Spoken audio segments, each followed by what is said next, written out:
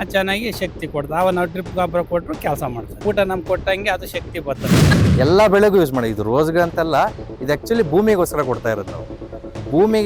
ಭೂಮಿ ರೆಡಿ ಆದರೆ automatically crop ಬಂದೇ ಬರುತ್ತೆ. 3 ತಿಂಗಳಲ್ಲಿ ರಿಸಲ್ಟ್ ಗೊತ್ತಾಯ್ತು. ಗಿಡ ತೆಗಿಬೇಕು ಅಂತ ನಮ್ಮ ಚಿಕ್ಕಪ್ಪ ಅವರೆಲ್ಲ ಮಾತಾಡಿ ಗಿಡ ತೆಗಿಬೇಕು ಅಂತ ಮಾಡಿದ್ರೆ, ಈಗ ನಮ್ಗೆ ಇದ್ರಲ್ಲಿ 70,000 ಆದ್ರೆ ಒಂದು 35,000 ಖರ್ಚು. ಇದೊಂದೇ ಬಿಟ್ರೆ ಆಗಲ್ಲ. ಆಮೇಲೆ ಇವು ಕೊಡ್ಬೇಕು, ಇಂಡಿಗಳು. ಬೇರೆ ರೋಗ ಯಾವುದೇ ಆದ್ರೂ ಪರವಾಗಿಲ್ಲ, ಕಂಟ್ರೋಲ್ ಆಗ್ಬಿಡುತ್ತೆ. ನುಸಿ ಒಂದು ಕಂಟ್ರೋಲ್ ಮಾಡ್ಕೊಂಡ್ರೆ ಆಟೋಮೆಟಿಕ್ ಗಿಡ ಡೆವಲಪ್ಮೆಂಟ್ ಆಗುತ್ತೆ. ಈ ತೋಟಕ್ಕೇನೋ ಯಾರೋ ಆಗ್ಲಾರ್ದವ್ರು ಮಾಟ ಮಂತ್ರ ಮಾಡಿಸ್ಬಿಟ್ಟಿದ್ರಂತೆ, ಇಳುವರಿ ಬರಬಾರ್ದು, ಗಿಡ ಎಲ್ಲ ಹಾಳಾಗ್ ಹೋಗ್ಬಿಡ್ಲಿ ಅಂತ ಹೇಳಿ. ಅದಕ್ಕೂ ಗೊಬ್ಬರ ಎಲ್ಲ ಕೊಡ್ಬೇಕು, ತಿರ್ಗ ಡ್ರಿಪ್ ಗೊಬ್ಬರ ಅಲ್ಲ. ಇದೊಂದೇ ಕೊಟ್ರೆ ಗುಲಾಬಿ ಬರಲ್ಲ, ಗೊಬ್ಬರನು ಕೊಡ್ಬೇಕು. ಡ್ರಿಪ್ ಗೊಬ್ಬರ 1 ಎಕರೆಗೆ ಬಂದು 100 kg ಹೂವು ಕೊಯ್ತೀನಿ ಅವರೇಜ್. ಏನದು ಇದ್ರ ಹೆಸರೇನು ಸರ್? ಇದು ಸಾರ್ಕೇರ್. ಶಾಲ್ಕೇರ್. ಕ್ಯಾನ್ ಕೊಡೋದ್ರಿಂದ ಇದೇನ್ ಮಾಡಿ ಇಮ್ಯುನಿಟಿ ಬೂಸ್ಟ್ ಮಾಡುತ್ತೆ. ಇದನ್ನ ಯೂಸ್ ಮಾಡೋದ್ರಿಂದ ನಿಮ್ಮ ಭೂಮಿನೂ ಚೆನ್ನಾಗಾಗುತ್ತೆ, ಪ್ಲಸ್ ನೀವು ಒಳ್ಳೆ ಬೆಳೆನೂ ತೆಗಿಯಕ್ಕೆ ಅವಕಾಶ ಆಗುತ್ತೆ. ಸರ್, ಇದು ಈ 21ನೇ ಶತಮಾನದಲ್ಲಿ ಮಾಟ ಮಂತ್ರ, ಬೆಳೆಗಳಿಗೂ ಮಾಟ ಮಂತ್ರ ಮಾಡಿಸೋರಿದ್ದಾರ. ಒಂದು 2-3 ತಿಂಗಳಲ್ಲಿ ತೋಟ ರೆಡಿ ಮಾಡ್ಕೊಟ್ರು ಅವರು. ಈ ಕ್ಯಾನ್ ಇದೆ ನೋಡಿ, ಇದನ್ನ ನಂಬೇಕು ನಾವು. ಮಾಟ ಮಂತ್ರ ನಂಬೋದಲ್ಲ, ಇದನ್ನ ನಂಬೇಕು. ಅದಕ್ಕೆ ಬೇಕಾಗಿರೋ ಊಟ ಅದಕ್ಕೆ ಕೊಟ್ರೆ ಅದು ಹೆಂಗೆ ಅದು ಎಲೆ ಉದುರುತ್ತೆ, ಹಾಳಾಗುತ್ತೆ ತೋಟ.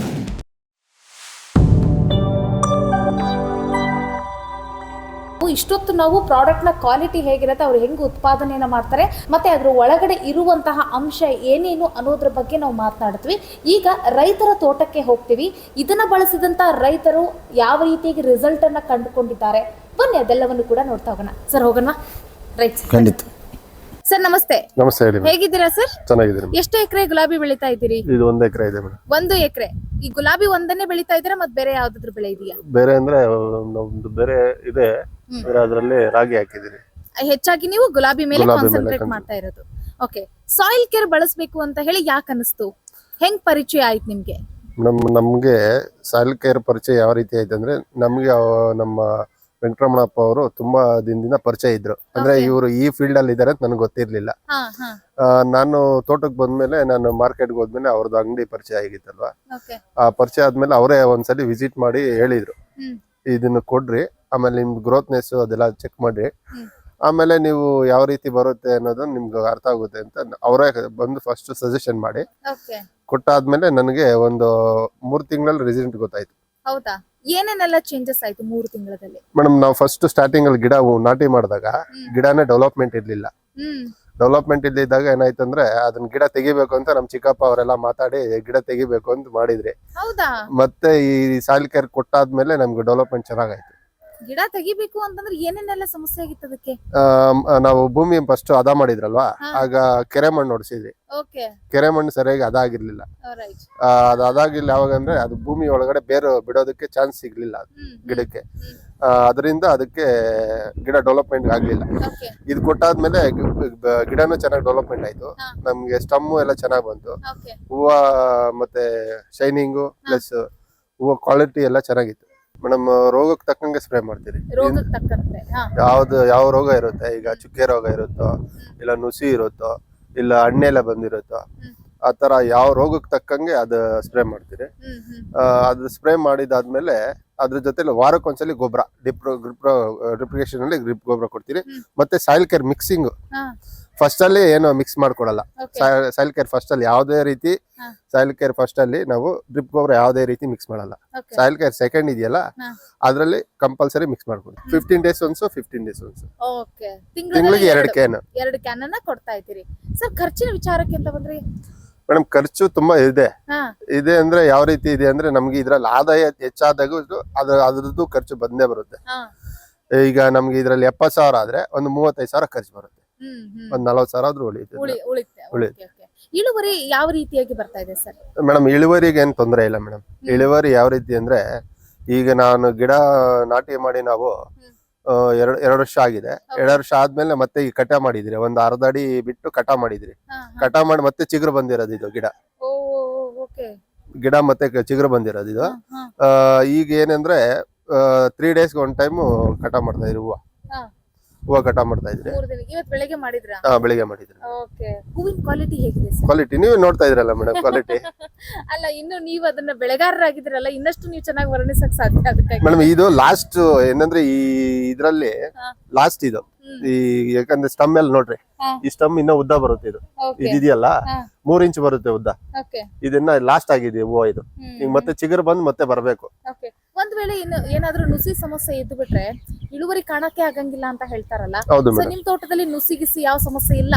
ಇದ್ರಲ್ಲಿ ಏನಂದ್ರೆ ಫಸ್ಟ್ ನುಸಿಗೆ ಕಂಟ್ರೋಲ್ ಮಾಡ್ಬೇಕಾರೆ ನಾವು. ಹಾ ಹಾ ಬೇರೆ ರೋಗ ಯಾವ್ದೇ ಆದ್ರೂ ಪರವಾಗಿಲ್ಲ, ಕಂಟ್ರೋಲ್ ಆಗ್ಬಿಡುತ್ತೆ. ನುಸಿ ಒಂದ್ ಕಂಟ್ರೋಲ್ ಮಾಡ್ಕೊಂಡ್ರೆ ಆಟೋಮೆಟಿಕ್ ಗಿಡ ಡೆವಲಪ್ಮೆಂಟ್ ಆಗುತ್ತೆ, ಹೂವನು ಚೆನ್ನಾಗಿ ಬರುತ್ತೆ. ಒಟ್ಟಿನಲ್ಲಿ ಖುಷಿ ಇದೆಯಾ ಸರ್ ನಿಮಗೆ ಗುಲಾಬಿ ಬೆಳೆಗೆ? ಹೌದು ಮೇಡಮ್, ಖುಷಿ. ಸಾಯಿಲ್ ಕೇರ್ ನ ಬಳಸ್ತಾ ಇರೋ ಕಾರಣ. ಹೌದು ಮೇಡಮ್, ಸಾಯಿಲ್ ಕೇರ್. ನಿಮ್ಮ ಮಣ್ಣು ಹೆಂಗಿದೆ? ಸಾಯಿಲ್ ಕೇರ್ ಅಲ್ವಾ? ಸೊ ಹಾಗಾಗಿ ಸಾಯಿಲ್ ಕೇರ್ ಮಣ್ಣನ್ನ ಯಾವ ರೀತಿ ಕೇರ್ ಮಾಡ್ತಾ ಇದೆ?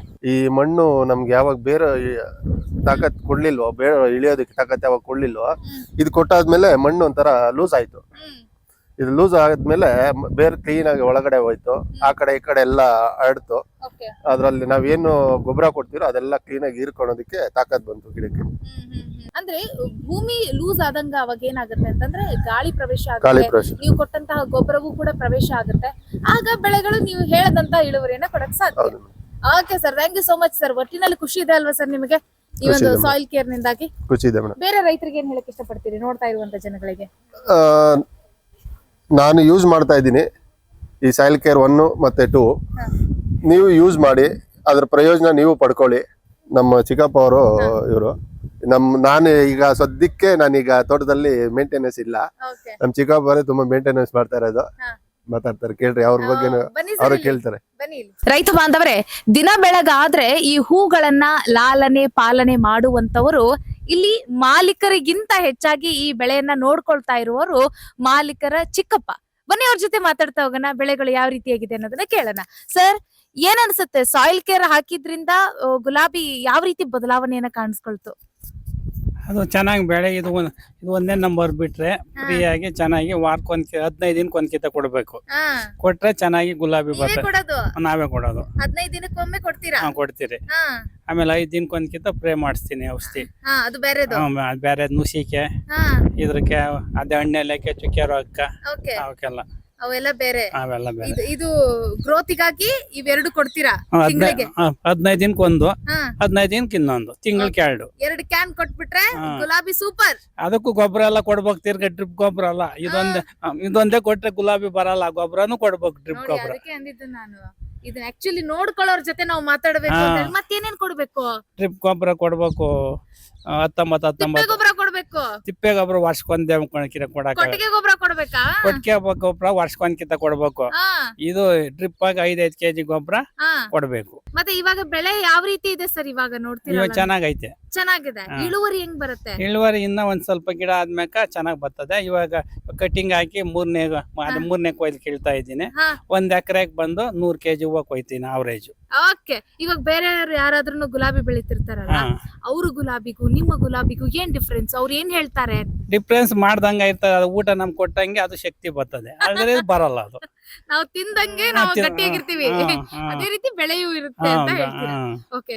ಈಗ ನೀವು ತೋಟದಲ್ಲೆಲ್ಲ ಓಡಾಡ್ಕೊಂಡಿರ್ತೀರಲ್ಲ, ಸಾಯಿಲ್ ಅಂದ್ರೆ ಮಣ್ಣು ಯಾವ ರೀತಿಯಾಗಿದೆ? ಹದ ಆದಂಗ ಅನ್ಸುತ್ತೆ? ಮಣ್ಣು ಇವಾಗ ಇದ್ ಕೊಟ್ಟಂಗಿಂದ ಉಳುಮೆ ಆಗಿ ಅವು ಅದು ಬೇರ್ಗಳಿಗೆಲ್ಲ ಹೊಸದು ಅದು ಉತ್ಪತ್ತಿ ಆತ ಹುಳ ಆತದೆ, ಎರೆಹುಳ. ಅದು ಎರೆಹುಳ ಆಗಿ ಚೆನ್ನಾಗಿ ಶಕ್ತಿ ಕೊಡ್ತದೆ. ಅವ ನಾವು ಡ್ರಿಪ್ ಗೊಬ್ಬರ ಕೊಟ್ರು ಕೆಲಸ ಮಾಡ್ತದೆ. ಎರೆಹುಳ ನೋಡಿದಿರಾ? ಐತೆ ಅಲ್ಲಿ. ಆಯ್ತಾ? Okay sir, okay. ಒಂದ್ ವರ್ಷದ ಕೆಳಗೆ ಈ ಗಿಡನೆಲ್ಲ ಕಿತ್ತಾಕ್ಬಿಟ್ಟು ಬೇರೆ ಬೆಳೆ ಬೆಳಿಬೇಕು ಅಂತ ಅಂತಿದ್ರಂತೆ. ಅವಾಗ ನೀವೇನ್ ಅನ್ಕೊಂಡಿದ್ರಿ? ಏನ್ ಸಜೆಷನ್ ಕೊಟ್ರಿ? ನಾವು ತಿಪ್ಪೆ ಅದು ಕೆರೆಂಗನ್ ಮಣ್ಣು 100 ಲೋಡ್ ಹೊಡೆದ್ರಿ. ಅದೆಲ್ಲ ಉಳುಮೆ ಮಾಡಕ್ ಆಗಿಲ್ಲ. ಉಳುಮೆ ಮಾಡಿ ಹಾಕಿದ್ರೆ ಅದ್ ಕೆಲಸ ಮಾಡಿಲ್ಲ. ಅವಾಗ ಶಾಯ್ಕಾರ್ ಬಿಟ್ಟ ಮ್ಯಾಕ ಅದೆಲ್ಲ ಉಳೆ ಆಗಿ.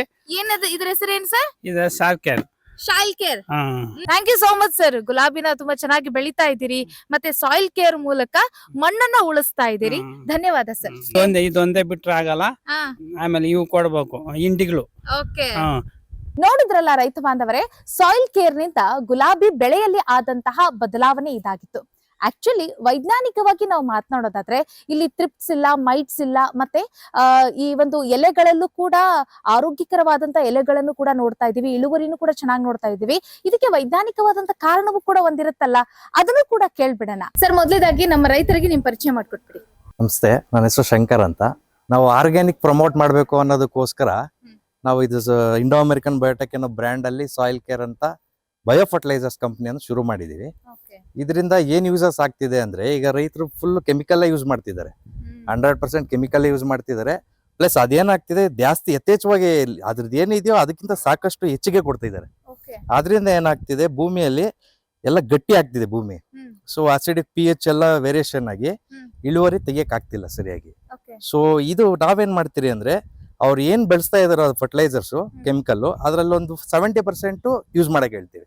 30% ಅದೇನಿದೆಯೋ ಅದ್ರ ಬದಲು ಈ ಕ್ಯಾನನ್ ಯೂಸ್ ಮಾಡಕ್ ಹೇಳ್ತೀವಿ. ಅದ್ರಲ್ಲಿ ಏನಿರುತ್ತೆ ಅಂದ್ರೆ ಕನ್ಸಾರ್ಜೆ ಇರುತ್ತೆ, nitrogen fixing bacteria, phosphorus solubilising bacteria ಮತ್ತೆ ಪೊಟ್ಯಾಶ್ ಮೊಬಿಲೈಸಿಂಗ್ ಬ್ಯಾಕ್ಟೀರಿಯಾ ಇರುತ್ತೆ. ಇದು ಕೊಡೋದ್ರಿಂದ ಏನಾಗುತ್ತೆ ಅಂದ್ರೆ, ನಾವು ಏನ್ ಕೊಟ್ಟಿರ್ತಾರಲ್ಲ ಗೊಬ್ಬರ, ಅದು ಫಿಕ್ಸ್ ಆಗಿರುತ್ತೆ. ಸೊ ಅದನ್ನೆಲ್ಲ ಕರಗಿಸಿ ಗಿಡಕ್ಕೆ ಅವೈಲಬಿಲಿಟಿ ಫಾರ್ಮ್ ಅಲ್ಲಿ ತರುತ್ತೆ. ಪ್ಲಸ್ ಇನ್ನೊಂದು ಮೈಕ್ರೋರೈಸಾ ಅಂತಿದೆ, ವ್ಯಾಮ್ ಅಂತ ಹೇಳ್ತಾರೆ. ಅದೇನ್ ಮಾಡುತ್ತೆ ಅಂದ್ರೆ, ಹೋಗಿ ರೂಟ್ಗೆ ಅಟ್ಯಾಚ್ ಆಗುತ್ತೆ. ರೂಟ್ಗೆ ಅದು ಸಿಂಬಯಾಟಿಕ್ ಆರ್ಗಾನಿಸಮ್, ರೂಟ್ಗೆ ಅದು ಪರಸ್ಪರ ಅದು ನೋಡಿ ಅದೇನಂತ ರೂಟ್ಗೆ ಅಟ್ಯಾಚ್ ಆಗುತ್ತಲ್ಲ, ಆಗೇನಾಗುತ್ತೆ ಅದು ಇದು ವ್ಯಾಮ್ ಇದೆಯಲ್ಲ, ಅದು ಫುಡ್ ಏನ್ ಬೇಕೋ ಪ್ಲಾಂಟ್ ಇಂದ ತಗೊಳುತ್ತೆ.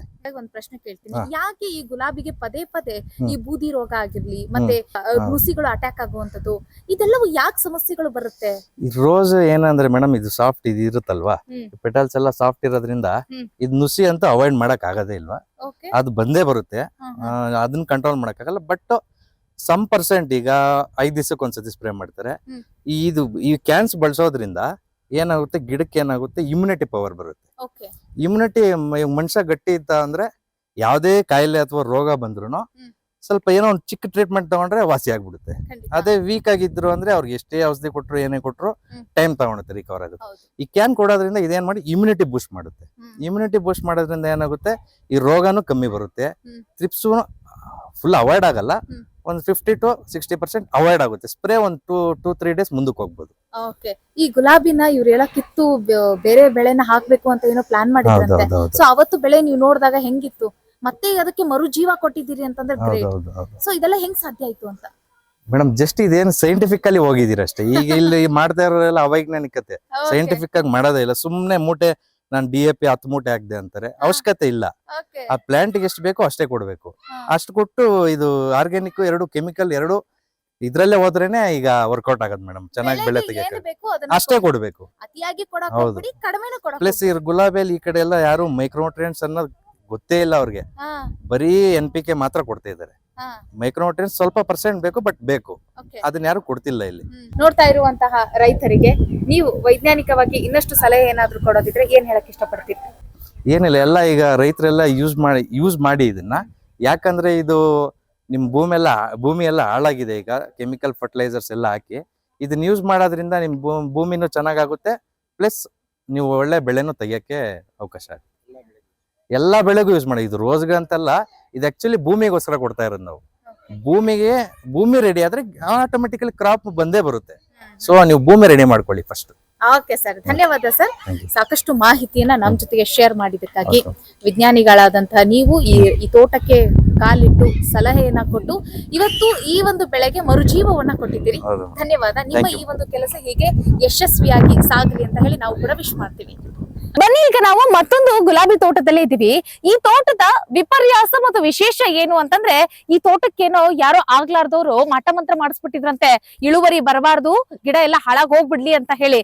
ಆದ್ರೆ ಈ ಸಾಯಿಲ್ ಕೇರ್ ಅನ್ನೋ ಅದ್ಭುತ ಚಮತ್ಕಾರದಿಂದಾಗಿ ಇವತ್ತು ಈ ಬೆಳೆ ಅದ್ಭುತವಾದಂತ ಇಳುವರಿಯನ್ನ ರೈತನ ಕೈಗೆ ಕೊಡ್ತಾ ಇದೆಯಂತೆ. ಸೊ ಹಾಗಾದ್ರೆ ಸಾಯಿಲ್ ಕೇರ್ ಈ ಗುಲಾಬಿ ತೋಟಕ್ಕೆ ಏನ್ ಮಾಡ್ತು? ಈ ಒಂದು ತೋಟವನ್ನ ಕಣ್ಣಾರೆ ನೋಡಿರುವಂತಹ ಈ ತೋಟದ ನೇಬರ್ ಆಗಿರುವಂತಹ ಅರುಣ್ ಕುಮಾರ್ ಅವರಿಂದ ಕೇಳೋಣ ಬನ್ನಿ. ಸರ್ ನಮಸ್ತೆ. ನಮಸ್ತೆ. ಹೇಗಿದ್ದೀರಾ ಸರ್? ಚೆನ್ನಾಗಿದೆ. ಮೊದಲೇದಾಗಿ ಈ ತೋಟದ ಪರಿಚಯ ಮತ್ತೆ ನಿಮ್ಮ ಪರಿಚಯ ಮಾಡ್ಕೊಡಿ ನಮ್ಮ ರೈತ ಬಾಂಧವರಿಗೆ. ನಮ್ಮ ಹೆಸರು ಅರುಣ್ ಕುಮಾರ್ ಅಂತ, ಇಲ್ಲೇ ಪಕ್ಕದ ತೋಟದವ್ರು ನಾವು. ಈ ಊರ್ ಯಾವ್ದು? ಇದು ತಾವರೆಕೆರೆ, ಹೊಸಕೋಟೆ ತಾಲೂಕು ತಾವರೆಕೆರೆ ಗ್ರಾಮ. ತೋಟದ ಹೆಸರು ಮಂಜುನಾಥ್ ಅಂತ. ಮಂಜುನಾಥ್ ಅವ್ರೆಲ್ಲಿದ್ದಾರೆ ಸರ್? ಏನ್ ಸರ್ ಇದು ಈ 21ನೇ ಶತಮಾನದಲ್ಲಿ ಮಾಟ ಮಂತ್ರ, ಬೆಳೆಗಳಿಗೂ ಮಾಟ ಮಂತ್ರ ಮಾಡ್ಸೋರಿದಾರ? ಏನೋ ಅವ್ರ ನಂಬಿಕೆ ಮೇಡಮ್ ಅಷ್ಟೇ. ಅದು ಅಂದ್ರೆ ಏನ್ ಕತೆ ಸರ್? ಮಾಟ ಇದೆಲ್ಲ ಫುಲ್ ಹಾಳಾಗ್ಬಿಟ್ಟಿತ್ತು ಗಿಡ. ಅವರು ಬಿಟ್ಬಿಟ್ಟಿದ್ರು, ಸುಮಾರು 1 ವರ್ಷ 6 ತಿಂಗಳು ಬಿಟ್ಬಿಟ್ಟಿದ್ರು. ಏನಾದ್ರು ತೋಟದ ಕಡೆನೆ ಬರ್ತಾ ಇರ್ಲಿಲ್ಲ ಅವ್ರು. ಆಮೇಲೆ ಬಂದೆ ನನ್ನ ಹತ್ರ ಬಂದು ನೋವು ತೋಡ್ಕೊಂಡ್ರಿ, ಈ ತರ ಆಗ್ಬಿಟ್ಟಿದೆ ತೋಟ, ಏನ್ ಮಾಡೋದಣ ಅಂತ. ಆಮೇಲೆ ನಮ್ಮ ವೆಂಕಟರಮಣಪ್ಪ ಸರ್ ಇದಾರೆ, ನಮ್ಮ ಸಾಯಿಲ್ ಕೇರ್ ಪ್ರಾಡಕ್ಟ್ ಇವರು ಓಕೆ ಅವ್ರನ್ನ ಹೋಗಿ ಪರಿಚಯ ಮಾಡಿಸ್ಕೊಟ್ಟು ಅವ್ರನ್ನ ಕರ್ಕೊಂಡ್ ಬಂದು ಸ್ಪಾಟ್ ವಿಸಿಟ್ ಮಾಡಿಸಿ ನೀವೇ ಅವರಿಗೆ ಪರಿಚಯ ಪರಿಚಯ ಮಾಡಿಸ್ಕೊಟ್ಟಿದ್ದು ಮಾಡಿಸ್ಕೊಟ್ಟಿದ್ದು. ಸಾಯಿಲ್ ಕೇರ್ ನ. ಸಾಯಿಲ್ ಕೇರ್ ಅವ್ರನ್ನ. ಓಕೆ ಅದು ಇಂಡೋ ಅಮೆರಿಕನ್ ಕಂಪನಿ ಇವ್ರು ಮಾಡ್ತಾರೆ ಅವರು ಬಯೋದ್ರಿಂದ. ಹ್ಮ್. ಅವ್ರನ್ನ ಪರಿಚಯ ಮಾಡಿಸ್ಕೊಟ್ಮೇಲೆ ಈ ತೋಟ ಈ ತರ ರೆಡಿ ಮಾಡ್ಕೊಟ್ಟಿದ್ದಾರೆ ಅವರು. ಅವತ್ ಹೆಂಗಿತ್ತು ನೀವು ಕಣ್ಣಾರೆ ನೋಡಿದ್ರಲ್ಲ? ಫುಲ್ ಹಾಳಾಗ್ಬಿಟ್ಟಿತ್ತು, ಒಂದು ಎಲೆ ಇರ್ಲಿಲ್ಲ ಇದ್ರಲ್ಲಿ, ಎಲೆನೇ ಇರ್ಲಿಲ್ಲ. ಒಂದ್ ಎಲೆ ಇರ್ಲಿಲ್ಲ, ಫುಲ್ ಎಲೆ ಏನು ಹೂವನ್ನ ತೆಗಿತಾ ಇರ್ಲಿಲ್ಲ, ಫುಲ್ ಇದಾಗ್ಬಿಟ್ಟಿತ್ತು, ಬರ್ಲಾಗಿತ್ತು ಅಂತ ಫುಲ್ ಕಡ್ಡಿ ಆಗ್ಬಿಟ್ಟಿತ್ತು. ಎಲೆ ಇರ್ಲಿಲ್ಲ, ಎಲೆ ಇರ್ಲಿಲ್ಲ, ಏನಿಲ್ಲ, ಎಲೆ ಇಷ್ಟ ಅಗಲವಾಗಿ ಬರ್ತಾನೆ ಇರ್ಲಿಲ್ಲ ಅವ್ರ ಈ ಕಡೆ, ಬರ್ತಾನೆ ಇರ್ಲಿಲ್ಲ ಅವ್ರ ಈ ಕಡೆ. ಓಕೆ ಆಮೇಲೆ ನೋಡಕ್ ಮನ್ಸೇ ಮನ್ಸು ಆಗ್ತಿರ್ಲಿಲ್ಲ ಬರ್ತಾ ಪಾಪ. ಇರ್ಲಿಲ್ಲ. ಹಂಗಾಗಿ ಆಮೇಲೆ ಕರ್ಕೊಂಡ್ ಬಂದೆ, ಅವ್ರು ನಮ್ಮ ಹತ್ರ ಹೇಳ್ಕೊಂಡ್ಮೇಲೆ ಕರ್ಕೊಂಡ್ ಬಂದಿದೆ. ವೆಂಕಟರಮಣಪ್ಪ ಸರ್ ಪರಿಚಯ ಮಾಡಿಸ್ಕೊಟ್ಟೆ, ಅವ್ರು ಸ್ಪಾಟ್ ವಿಸಿಟ್ ಮಾಡಿ ಹಾ. ಒಂದು 2-3 ತಿಂಗಳಲ್ಲಿ ತೋಟ ರೆಡಿ ಮಾಡ್ಕೊಟ್ರು ಅವ್ರಿಗೆ. ಹಾ, ಬರೀ 2-3 ತಿಂಗಳು? ಹೌದು. 3 ತಿಂಗಳಲ್ಲಿ ಇದೇನ್ ಸರ್ ಇದು ಅದ್ಭುತ ಚಮತ್ಕಾರ ಅಂತ ಹೇಳ್ಬೇಕಾ? ಅವ್ರ ಪ್ರಾಡಕ್ಟ್ಸ್ ಆ ತರ ಅವತ್ ಇದೆ. ಮಾಟ ಮಂತ್ರ ಮಾಡಿಸಿದ್ದು ನಂಬಬೇಕಾ ಅಥವಾ ಇವತ್ತು 3 ತಿಂಗಳಲ್ಲಿ ಆದಂತ ಬದಲಾವಣೆನ ನಂಬಬೇಕಾ? ಇದನ್ನ ನಂಬೇಕು ಮೇಡಮ್ ಅವರೇ, ಈ ಕ್ಯಾನಿದೆ ನೋಡಿ, ಇದನ್ನ ನಂಬೇಕು ನಾವು. ಮಾಟ ಮಾತ್ರ ನಂಬೋದಲ್ಲ, ಇದನ್ನ ನಂಬೇಕು. Okay sir, okay. ಒಟ್ಟಿನಲ್ಲಿ ಈಗ ಈ 2 ಬದಲಾವಣೆಯನ್ನ ನೋಡಿದಂತ ನಿಮಗೆ ಏನ್ ಹೇಳಕ್ ಇಷ್ಟಪಡ್ತೀರಿ ನಮ್ಮ ರೈತ ಬಾಂಧವರಿಗೆ? ಮೇಡಮ್, ಈ ಕ್ಯಾನ್ ನಾನು ಸುಮಾರು ಒಂದು 2-3 ವರ್ಷದಿಂದ ಯೂಸ್ ಮಾಡ್ತಾ ಇದ್ದೀನಿ. ನೀವು ಯೂಸ್ ಮಾಡ್ತಿದ್ದೀರಾ? ನಂದು ಸೇವಂತಿ ತೋಟ ಇತ್ತು, ಹಾ. ಸುಮಾರು ಒಂದು 2 ಎಕರೆ ಸೇವಂತಿ ತೋಟದಲ್ಲಿ ನಾನು ಯೂಸ್ ಮಾಡ್ತಾ ಇದ್ದೆ. ಇದು Okay. ಈ ರಿಸಲ್ಟ್ ಚೆನ್ನಾಗಿತ್ತು, ಹಾ. ಮತ್ತೆ ಅವ್ರು ಒಳ್ಳೆ ಗೈಡೆನ್ಸ್ ಕೊಡ್ತಾರೆ ವೆಂಕಟರಮಣಪ್ಪ ಸರ್. ಹಾ. ಇದರಿಂದ ನಾನು ಇವ್ರಿಗೆ ಪರಿಚಯ ಮಾಡಿಸ್ಕೊಟ್ಟು ಈ ಕ್ಯಾನ್ ಯೂಸ್ ಮಾಡಕ್ ಹೇಳಿದೆ. ಓಕೆ. ಯೂಸ್ ಮಾಡಿದರೆ ಚೆನ್ನಾಗಿ ರಿಸಲ್ಟ್ ಬಂದಿದೆ. ಎಷ್ಟು ಇಳುವರಿ ಬರುತ್ತೆ ಇವರಿಗೆ ಈ ಗುಲಾಬಿ ಬಗ್ಗೆ? ಮೇಡಮ್, ಡೈಲಿ ಒಂದು 35-40 ಕೆಜಿ ತೆಗಿತಾರೆ. ಈಗ ಸ್ವಲ್ಪ ಕಮ್ಮಿ ಅಂದ್ರೆ ಓಕೆ. 3 ತಿಂಗಳಿಂದ? ಅಲ್ಲ, 3 ತಿಂಗಳಿಂದ ಅಲ್ಲ, ಫುಲ್ ತೋಟ ಈಗ ಪ್ರೆಸೆಂಟ್ ಹಾ. ಡೈಲಿ ಒಂದು 30-40 ಕೆಜಿ ತೆಗಿತದೆ. 30-40 ಕೆಜಿ ಇಳುವರಿ ಬರ್ತಾ ಇರುತ್ತೆ ಪ್ರತಿದಿನ. ಪ್ರತಿದಿನ. ಓಕೆ, ವ್ಯಾಪಾರ ಆಗ್ತಾ ಇರುತ್ತೆ ವ್ಯಾಪಾರ ರೈತರಿಗೆ. ಆಗ್ತಾ ಇರುತ್ತೆ. ಓಕೆ, 30-40 40 ಕೆಜಿ ಇಳುವರಿ. ಅದು ಕಮ್ಮಿ. ಇದು ಹಾ. ಇನ್ನ ಕರೆಕ್ಟ್ ಗಿಡ ಇನ್ನ ಸ್ವಲ್ಪ ಇನ್ನ ಡೆವಲಪ್ಮೆಂಟ್ ಆಗ್ತಾ ಇದೆ. ಓಕೆ. ಇನ್ನು ಡೆವಲಪ್ ಆದ್ರೆ ದಿನ ಒಂದು 80 ಕೆಜಿ ಹೋಗಿ ತೆಗಿತಾರೆ. ಓಕೆ. ಇದೆಲ್ಲ ನಿಮಗೆ ಏನ್ ಆಶ್ಚರ್ಯ ಅನಿಸ್ತಿರ್ಬೋದಲ್ಲ, ಇಷ್ಟು ಅಗ್ಲ ಹರಡ್ಕೊಂಡಿರೋದು ಗಿಡ.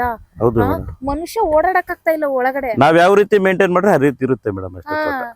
ಅಂದ್ರೆ ಇಂಥದೊಂದು ಪ್ರಾಡಕ್ಟ್ ನ ಪರಿಚಯ ಆಗ್ಬೇಕು ನಮ್ ಜನಗಳಿಗೆ ಅಂತ ಹೇಳ್ತೀರಿ. ಹೌದು ಮೇಡಮ್.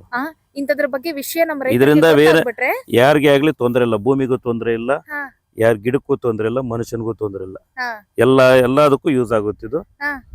ಓಕೆ. ಆ ವೆಂಕಟರಮಣಪ್ಪ ಸರ್ ಅವರು ಮತ್ತೆ ಅವ್ರ ಮಗ ಹೌದು. ಇಬ್ರು ವಿಜ್ಞಾನಿಗಳಂತೆ. ಹೌದು ಮೇಡಮ್, ಹಾ. ಅವ್ರು ಒಳ್ಳೆ ಎಜುಕೇಟೆಡ್. ಅವರು ಓಕೆ. ಇದ್ರ ಬಗ್ಗೆ ಕೃಷಿ ಬಗ್ಗೆ ತುಂಬಾ ತಿಳ್ಕೊಂಡಿದ್ದಾರೆ. ಅವ್ರ ಹತ್ರ ಇನ್ನಷ್ಟು ಮಾಹಿತಿನ ತಗೊಂಡ್ಬಿಟ್ರೆ ರೈತರು ಉದ್ಧಾರ ಆಗ್ತಾರೆ. ಹೌದು ಮೇಡಮ್, ಗೈಡೆನ್ಸ್ ತಗೋಬೇಕು ಮೇಡಮ್ ಅವರೇ, ಹ್ಮ್. ಒಳ್ಳೇದನ್ನ ತಿಳ್ಕೊಂತ ಇರ್ಬೇಕಷ್ಟೇ. ಓಕೆ. ನೋಡಿ, ನಿಮ್ ಸಹಾಯದಿಂದ ಅವರಿಗೆ ಇದೊಂದು ಪ್ರಾಡಕ್ಟ್ ನ ಪರಿಚಯ ಆಗುತ್ತೆ. ಇವತ್ತು ನಶಿಸಿ ಹೋಗ್ಬೇಕಾಗಿದ್ದಂತಹ ಈ ಒಂದು ಗುಲಾಬಿ ಇವತ್ತು ಮತ್ತೆ ಜೀವ ತಗೊಂಡು ಹೌದು. ಅದ್ಭುತ ಇಳುವರಿನ ಕೊಡ್ಲಿಕ್ಕೆ ಸಾಕ್ಷಿಯಾಗಿದೆ. ಅದು ನಿಮ್ಮಿಂದ. ನಮ್ಮಿಂದ ಅಂತಿಲ್ಲ ಮೇಡಮ್, ಅವ್ರು ಯೂಸ್ ಮಾಡಿದ್ದಾರೆ, ಸರ್ ಕೊಟ್ಟಿದ್ದಾರೆ, ಓಕೆ. ಅವ್ರ ಫಲ ತಗೊಂಡಿದ್ದಾರೆ. ಓಕೆ. ರೈತರ ಪರವಾಗಿ ನಾನ್ ನಿಮ್ಗೆ ಮತ್ತೊಮ್ಮೆ ಥ್ಯಾಂಕ್ಸ್ ಹೇಳಕ್ ಇಷ್ಟಪಡ್ತೀನಿ. Thank you so much. Thank you. ರೈತ ಅವತ್ ಯಾಕೆ ಆ ರೀತಿಯಾಗಿ ಮಾತಾಡ್ದ, ಮತ್ತೆ ಇವತ್ತು ಇಂತಹ ಚಮತ್ಕಾರಿ ಬದಲಾವಣೆ ಆಗ್ಬೇಕು ಅಂತಂದ್ರೆ ವೈಜ್ಞಾನಿಕ ಕಾರಣ ಏನು ಅನ್ನೋದ್ರ ಬಗ್ಗೆ ನಾವು ಸರ್ ಇಂದ ಮಾಹಿತಿಯನ್ನ ಪಡೆದುಕೊಳ್ಳೋಣ. ಬನ್ನಿ ಅವ್ರ ಜೊತೆ ಮಾತಾಡ್ತಾ ಹೋಗೋಣ. ಸರ್, ಏನ್ ಸರ್ ರೈತರ ಅವತ್ತು ಮಾಟ ಮಂತ್ರ ಅಂತಂತ ಹೇಳಿದಾಗ ನಿಮ್ಗೆ ಏನ್ ಅನಿಸ್ತು? ಆಸ್ ಅ ವಿಜ್ಞಾನಿಯಾಗಿ ಏನಂತ ಅನಿಸ್ತವ? ಮೇಡಮ್, ಇದೆಲ್ಲ ಸುಳ್ಳು. ಈಗಿನ ಕಾಲದಲ್ಲಿ ಮಾಟ ಮಂತ್ರ ಅನ್ನೋದು ಯಾರು ನಂಬೋದಿಲ್ಲ. ಓಕೆ. ಅವರು ಆಕ್ಚುಲಿ ಅವ್ರ ತಾಯಿ ಇದಾರೆ, ಅವ್ರ ಏಜ್ ಆ ಕಾಲದವ್ರು. ಓಕೆ. ಅವರು ತೋಟ ಹಾಳಾಗಿರೋದ್ ನೋಡಿ ಹಾ. ಅವ್ರು ಬಂದು ನನ್ಗೆ ನಾನು ಫೀಲ್ಡ್ ವಿಸಿಟ್ ಮಾಡಿದಾಗ, ಹಾ. ನೋಡಪ್ಪಿ ಯಾರೋ ಏನೋ ಆಗದೆ ಇರೋ ಏನೋ ಮಾಟ ಮಂತ್ರ ಮಾಡ್ಬಿಟ್ಟಿದ್ದಾರೆ, ನಮ್ದು ಎಷ್ಟೇ ಮಾಡಿದ್ರು ಏನೇ ಮಾಡಿದ್ರು ಬೆಳೆ ಇಂಪ್ರೂವ್ನೇ ಆಗ್ತಾ ಇಲ್ಲ ಅಂತ ಹೇಳಿದ್ರು. ನಾನು ಅವತ್ತು ಹೇಳ್ದೆ ಅವ್ರಿಗೆ, ಇಲ್ಲ ಆತರ ಏನು, ಅವ್ರು ನಮ್ಮ ಮನೆ ದೇವಸ್ಥಾನಕ್ಕೆ ಏನು ಪೂಜೆ ಮಾಡ್ಕೊಂಡ್ ಬರ್ಬೇಕು, ಮಾಟ ತಗ್ಸ್ಬೇಕು ಅಂದ್ರು. ಆಯ್ತು, ನಾನು ಅವ್ರಿಗೆ ಹೇಳ್ದೆ, ಅವ್ರಿಗೆ ಎಷ್ಟ್ ಹೇಳಿದ್ರು ನಂಬಲ್ಲ ಅನ್ಬಿಟ್ಟು, ಆಯ್ತು ಹೋಗಿ ಮಾಡ್ಸ್ಕೊ ಬನ್ನಿ ಅನ್ಬಿಟ್ಟು ಅವ್ರ ಮಗನ್ ಕರ್ದಿ ನಾನೆಲ್ಲ ಏನೇನ್ ಬೇಕು ರೆಕಮೆಂಡ್ ಬಂದು ವಿಸಿಟ್ ಮಾಡಿದಾಗ ಅವ್ರು ಏನ್ ಮಾಡ್ತಾ ಇದ್ರು ಅಂದ್ರೆ ಕರೆಕ್ಟ್ ಆಗಿ ಇಲ್ಲಿ ಮ್ಯಾನೇಜ್ಮೆಂಟ್ ಮಾಡ್ತಿರ್ಲಿಲ್ಲ. ಅವರು ಕೆಲ್ಸಕ್ಕೆ ಹೋಗ್ತಾರೆ, ಪ್ಲಸ್ ಇಲ್ಲಿ ಕರೆಕ್ಟ್ ಆಗಿ ಮ್ಯಾನೇಜ್ ಮಾಡೋರು ಯಾರು ಇಲ್ಲ. ಸೊ ಇದು ರೋಸ್ ಹಂಗ್ ಬಿಟ್ರೆ ಆಗಲ್ಲ, ವಾರಕ್ಕೊಂದ್ ಸ್ಪ್ರೇ ಕೊಳ್ಳೇಬೇಕು. ನಾನು ಅವ್ರಿಗೆ ತಿಳಿಸಿ ಹೇಳ್ದೆ, ಭೂಮಿ ಒಳಗಡೆ ಏನು ಕಡಿಮೆ ಆದಾಗ ಗುಲಾಬಿ ಆ ರೀತಿಯಾಗಿ ಹಾಳಾಗ್ಲಿಕ್ಕೆ ಕಾರಣ ಅಂತ. ಮೇಡಮ್, ಅವರು DAP ಅಂತ ಕೊಡ್ತಿದ್ರು, ಪ್ಲಸ್ ಅವ್ರ ಮೈಕ್ರೋನ್ಯೂಟ್ರಿಯೆಂಟ್ಸ್ ಅನ್ನೋದ್ರ ಬಗ್ಗೆ ಮಾಹಿತಿ ಇಲ್ಲ. ಆದ್ರ ಏನು ನ್ಯೂಟ್ರಿಯೆಂಟ್ ಮ್ಯಾನೇಜ್ಮೆಂಟ್ ಕರೆಕ್ಟ್ ಕೊಡ್ತಿರ್ಲಿಲ್ಲ. ಆಕ್ಚುಲಿ ರೋಸ್ಗೆ ಎಲ್ಲಾ ನ್ಯೂಟ್ರಿಯೆಂಟ್ಸ್ 17 to 18 ನ್ಯೂಟ್ರಿಯೆಂಟ್ಸ್ ಬೇಕು. ಅವ್ರು ಓನ್ಲಿ 3 ಕೊಡ್ತಿದ್ರು, NPK. ಅದ್ 3 ಬಿಟ್ರೆ ಬೇರೆ ಯಾವ್ದು ಗೊತ್ತಿರ್ಲಿಲ್ಲ. ಅದಕ್ಕೆ ಬೇಕಾಗಿರೋ ಊಟ ಅದಕ್ಕೆ ಕೊಟ್ರೆ ಅದು ಹೆಂಗೆ ಅದು ಎಲೆ ಉದುರುತ್ತೆ, ಹಾಳಾಗುತ್ತೆ ತೋಟ. ಇವಾಗ ನೀವು ಊಟ ತಿಂದ್ರೆ ಸಾಯ್ತಾರೆ ಅಂದ್ರೆ ನಿಜಾನ?